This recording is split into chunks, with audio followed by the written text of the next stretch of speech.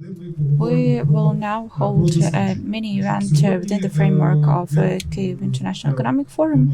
We will discuss our mini survey. Actually, we present two surveys initiated by me and conducted by a top lead company. The study is about how in different countries of the world national producers are developing their businesses. During one of the panel discussions today, I mentioned that 5-7 years ago we used to have discussions with Volodymyr BLYZNYUK during similar forums, and we would debate whether Ukraine needs industrial policy and this framework in general. And now we do not discuss whether it has to be there. We are discussing how to develop it, and I'm happy that we are now answering to this kind of questions. World experience, global experience is important to us in this context because many countries, starting with US, Australia, and China, develop their local producers, national producers, and it's useful to know how they do that.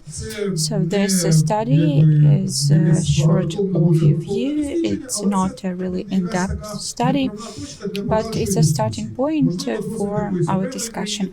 Maybe you will get interested in the experience of a particular country, and it will then make sense to keep talking about the industrial development tools that can be used in Ukraine.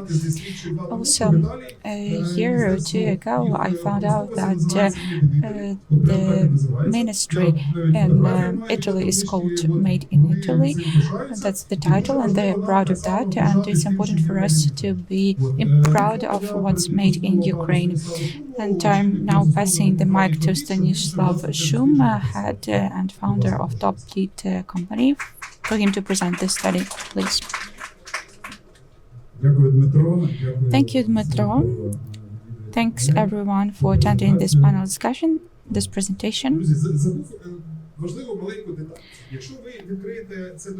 If you open this study, you will see the face of Yulia Sviridenko, ex-minister of economy. She is today prime minister, but you know, as any good wine, a good survey has to be there for a while, so she's still mentioned there as a Minister of Education, but industrial development is now covered by a different minister. So yeah, she was supporting industry even when it was not a trend yet. I'm happy to present our study during KIEF International Economic Forum. Yesterday, I looked at the agendas of previous forums, and I noticed that every year the topic of industrialization is covered during every KIEF Economic Forum over the last 10 years. And as I start our discussion with you now, the interview is being given by USIC in a different hall. So thank you for being here. You know, it was a challenge for me, and for you, you had to make a choice. You had to sacrifice something. I will say that as a journalist, I can tell you that the beginning is always less interesting than the middle part and the end. So maybe you will catch this most interesting part of Usikawa today's discussion. He will obviously speak about how he faces challenges when he gets this question, and he has to answer what's his motivation. He always responds that he doesn't have any motivation, he has discipline. So that's the first possible answer to compensate your absence there. And the second question is usually what he has to sacrifice for victories, and he says that he sacrifices time spent with his family because when he works he doesn't have time to visit his family, and he actually missed the birth of his daughter because he was doing his job. And now about our study. We've looked at different countries and we studied the areas where they help their producers. So we were looking at the programs, strategies, and specific units they've already established, specific cases. And we've tried to collect all of this data in the study, but I would like to mention what is not in the study. One of the documents we looked at is Advancing Manufacturing Plan. In Great Britain, it's a plan for advanced industries, and when we were choosing the title for the study, there were different suggestions like protectionism practices, and then different ones. And if we take this plan, it is a new one adopted in 2025. You will find the word protectionism or protection only several times in this plan. The word support is the most frequent one in this plan, and the word resilience is also frequent in the text. It shows that how the government will develop resilience of the industries. It's worth mentioning that in Ukraine we often say that economy should not rely on industries of a previous century. We need to have something new, etc. I would like to draw your attention to the fact that this plan was published by the British government. We know that Great Britain is sixth economy in the world, and the biggest part of it are services, not productions. But Great Britain publishes this plan, and in it they say that not only they will stimulate production, they will assist their businesses when they decide to do something on national scale, and they are also thinking about the supply chains, and they talk about raw materials as well. Their message is how important it is to facilitate supply chain for the economy. If Britain thinks about this, what do you think? How do you think we should think about it in Ukraine? Of course, the discourse has changed, has shifted. Now everyone's saying how to do it, and I've just was listening to Budanov say that without a well-developed industry, the economy is not going to hold on. I mean, even intelligence says that it's important. We were thinking in the survey about 13 countries and 12 tools. It looks the way it is, the way it's on the screen. We visualize the survey the way we love to do it in Top Lead, to only be based on facts, visualized facts, so that you can understand the whole idea immediately. I'm not going to delve on the whole study, just a short resume. On this slide you can see, maybe you didn't know, that for instance top 3 economies in the world are relatively closed economies. Just recently the US had become a champion to protect the national producer. You understand what's the situation in the US and China.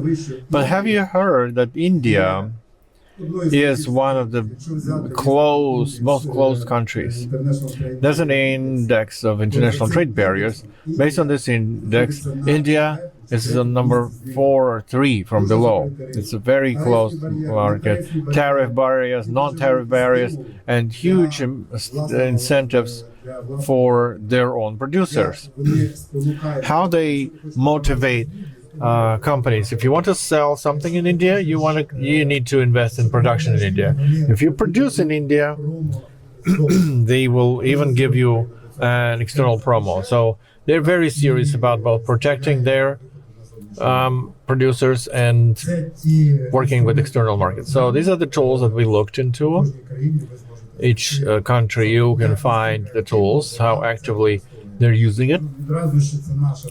This is our methodology. It's well described in the study, and we tried to evaluate how intensive or aggressive the countries are when they are defending their market or stimulating their own production.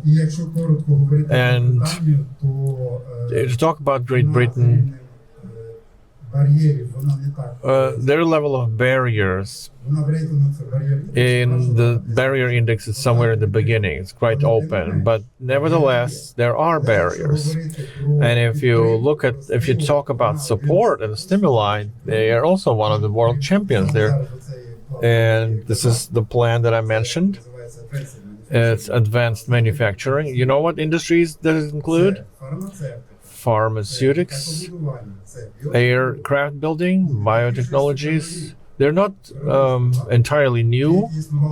They've been for a while, since the previous century. Slovak Republic, it's a great example. You'll know how this country is a hub in producing cars.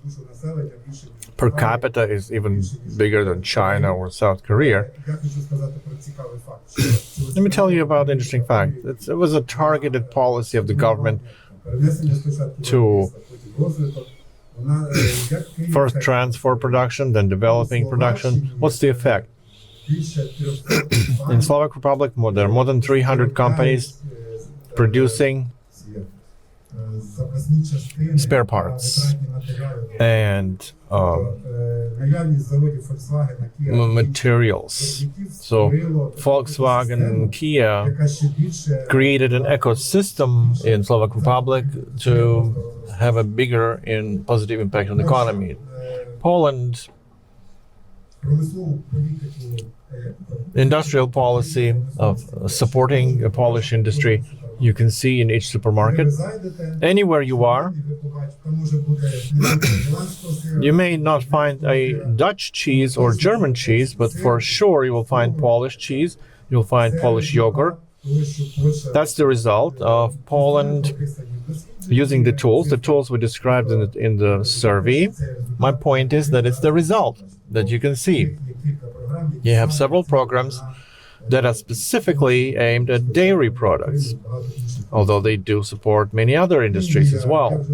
India, as I said before, maybe it's an interesting fact that right now India has been stimulating drone production or UAVs production. For a couple of years, they've been actively investing in that. Plus, in terms of tariff barriers, they are leading. In a negative sense, the leader. We're not saying it's negative, it's their choice. They found that it's their balance that they need of how many barriers and incentives and promotions. And each country finds their own design for that. It's important to understand that what we've seen from the survey is that there's no need to copy-paste. You need to find strategy, how in the strategy operate with the tools. And in order to finalize my short presentation, in every city there's this symbol, I love something, name of the city, etc. So I think it would be correct that not only KIEF Economic Forum is advocacy for industry, maybe somewhere closer to the government, we should put it like this. So an electronic version of the survey you can download following this QR code. If you have any questions, I can answer.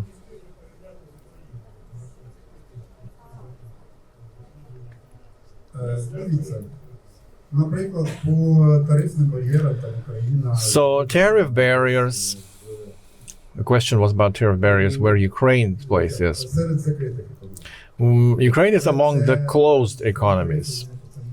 but the tariffs themselves are not an indicator per se. So answering your question about the survey, we didn't want to compare with Ukraine. We wanted to show this is how it's done in the world, in Italy and other 15 countries. I was specifically did not compare, but maybe you know, maybe you are aware how it's done in Ukraine. And the goal of the survey was to show how it can be done to be used further.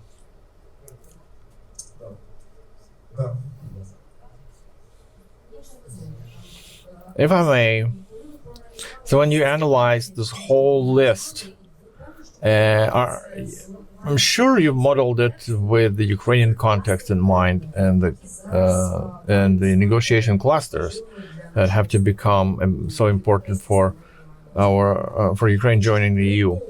So, what can be implemented that so that our partners didn't scandalize it so much? And what's not worth doing because it's not good for us? From what I see, countries usually, when they shape their policies, they don't look around mostly. Who's going to criticize them for what? They are making decisions for themselves. They're doing it, and then and only then listen to what others say. I understand that Euro integration has the commitments, but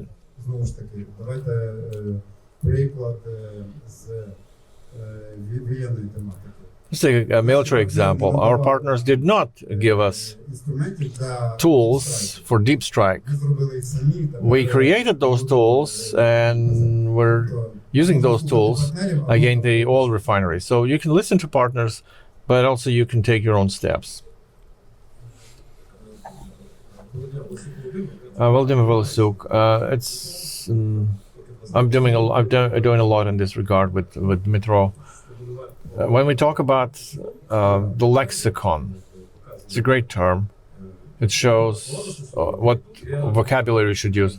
And so I can remember a lot of my discussions with ultra-liberals who squeeze the whole policy in protectionism, but it's stimulation or support. If we talk about the Hamilton's policy in the US, and incentives as an invitation is important. So first, you need to pick up proper vocabulary. So the sense of this policy is to stimulate creation of industries in Ukraine. If you need more such tools. So thank you for saying this terminology, incentives. My question is,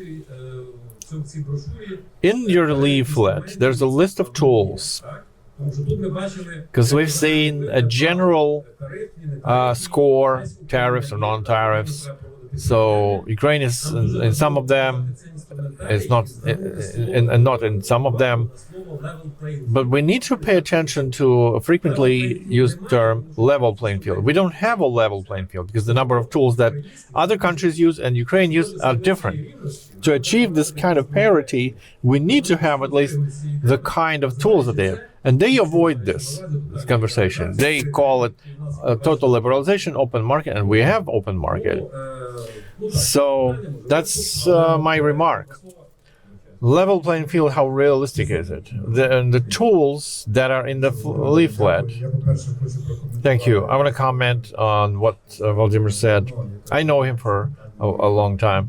He's been working with the industrialization, and he said that talking with ultra-liberals, with libertarians so-called, some of the people who 5 or 8 years ago were talking about open markets, now they have an industry in Ukraine, they receive state contracts. So they flip-flopped completely. It's an industry, in the defense industry, but you can see, they used to be libertarians, and now they won't be libertarians when they get state-owned contracts and state subsidies. As for the tools, I'm not such an expert in applying those tools. Our task was to collect them, to showcase them. What are the most frequently used? And they all are well understood. You just don't have to be afraid of them to apply them. But you were saying the right thing. don't call it protectionism. That's a wrong name. And we even thought initially to call this presentation protectionism experience, but that would be a red flag. Nobody calls it protectionism in the world other than libertarians. And you were right saying that the vocabulary determines a lot. Romance question. From a libertarian wing question. Danilo Kitamansov, is it facilitation or is it something else? He's outside of those tools, I think. This is something else. But he says these words. Yeah, he's talking from outside of everything. In the Swistone leap. Maybe it's in the study. Have you seen, when you analyze different countries, have you seen policies of supporting national industries, national producers in communities, local incentives?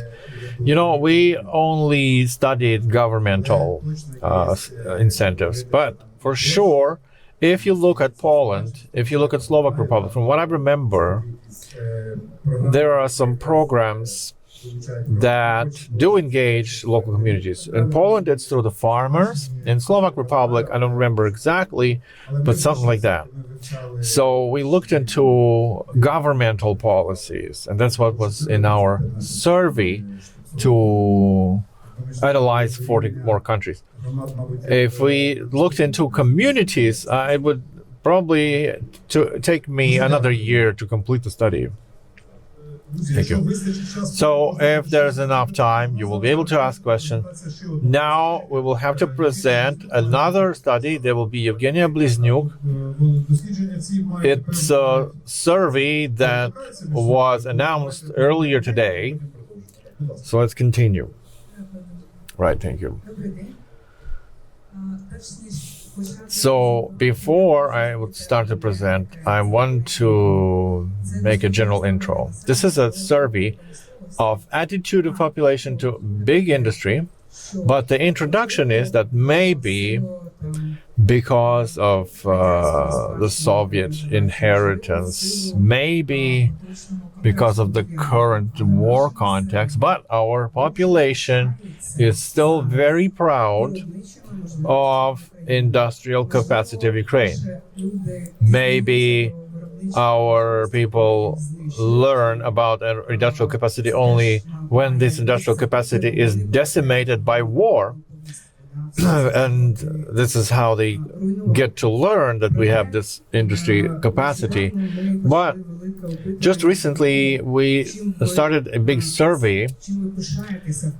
What are you proud of in the context of your country? Name 3 things. And I was very impressed how many industrial assets and prominent Ukrainian names were mentioned. That would be a separate publication about the names and stuff, but today we talk about attitude to industry in general. This is a survey that was conducted at the start of this year, April 2025, but they're not flipping fast. So this data is still valid. Statement number 1. Half of the respondents believe that the country is not capable to maintain sovereignty if we lose big industry. It's due to different aspects, as our respondents believe, but I want to stress that reinforces our belief that big industry is super important for survival of the country. Emotional attitude, hearing the news when big industrial facilities are shut down, very negative. 72% are angry, fearful, and otherwise negative towards it. Why? Because shutting down big industrial companies cuts the jobs, because big companies invest hugely in Ukrainian economy, including the tax. And a very small part of people are working in these kind of companies employed. The role of big industry. The question was, do you agree that big industries play a key role in supporting defense capability of our country? With the overwhelming majority share the same sentiment. And the second statement is that big industries potentially can facilitate welfare of Ukraine. This is also supported by Ukrainians.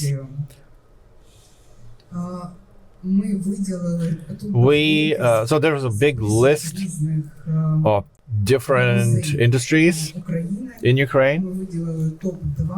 We have outlined top two, the big companies and agriculture.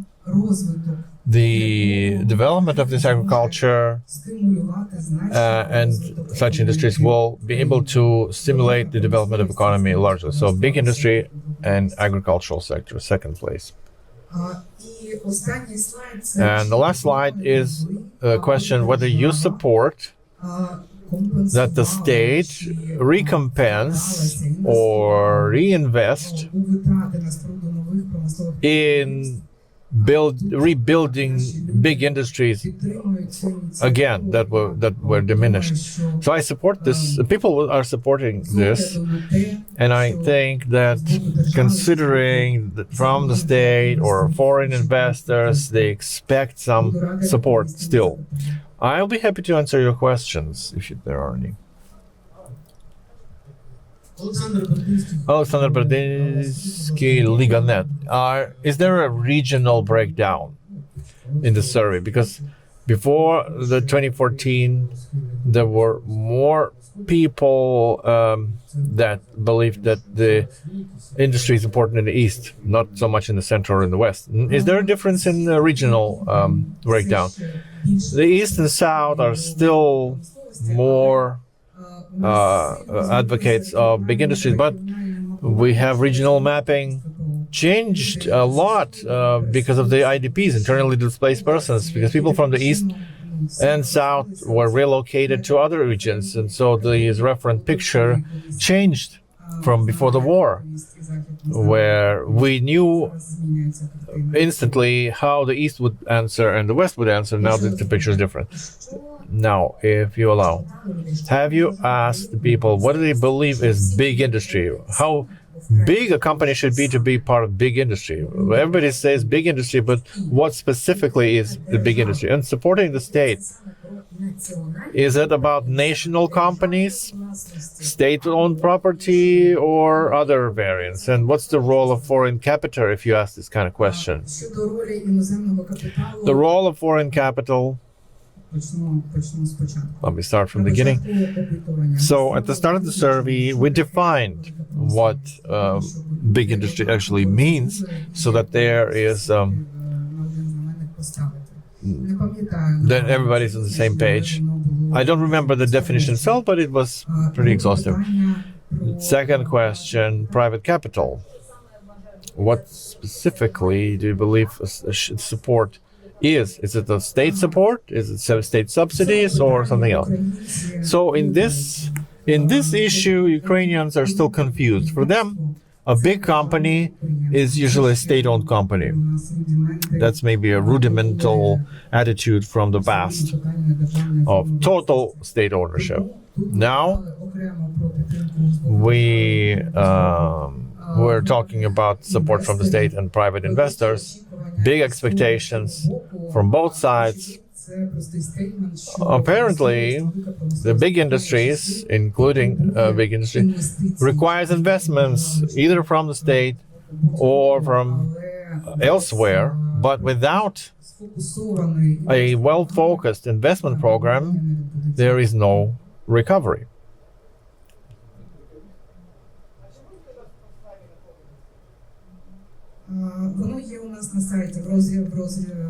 So is there a link to the survey? Yeah, it's on our website, open reports. One more question. Have you asked the question, what do people associate with industry? Let me explain why. There was a discussion with Milovanov, and he says big industry is big factories who erupt a lot of smoke, low quality of labor. But I would say industry is everything around us, because the things around us are produced by industry. So how do you define industry? So the definition, big industry, factories that that spew smoke. Well, talking like that. So yeah, check out our website. There's this survey and many others. You're all welcome to read them. Thank you so much.